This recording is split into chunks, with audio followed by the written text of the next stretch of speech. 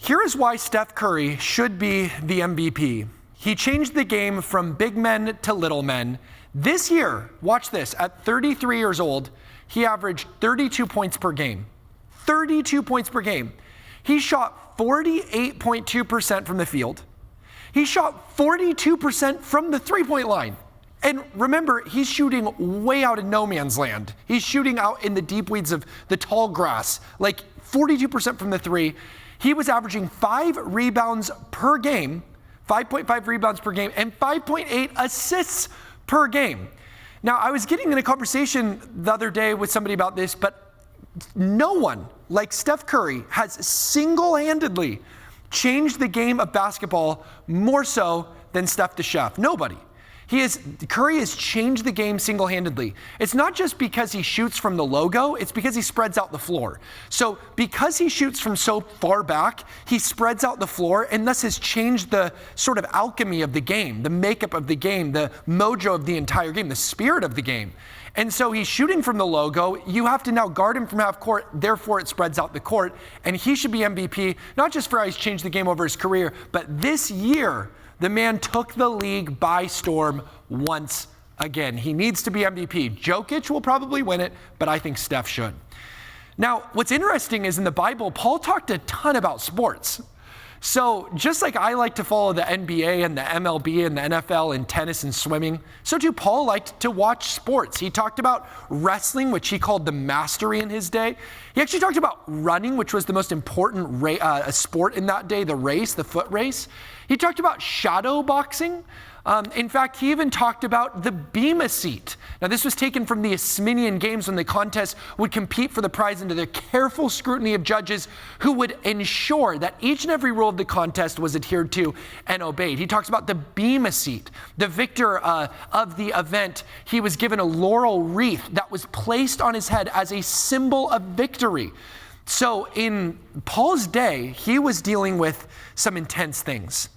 He talked a lot about sports in the book of Philippians, and by the time that he wrote that letter, the primary titles for the emperor were Kyrios and Soter, Lord and Savior, and it says Jesus is Lord and Savior. And in that book, he talks a ton, in this controversial letter of the time, he talks a ton about sports, not just the Evangelion, Kyrios, Soter, all these things that were attributed to Rome, the empire, and the emperor, respectively. He talks a lot about sports. For example, in Philippians 2:16, he talks about holding forth the word. Just like the hand holds the torch at the Olympics, so the haven to weather-beaten mariners. In the same way, we hold forth the word of life like an Olympic athlete holding a torch. But let's get more specific.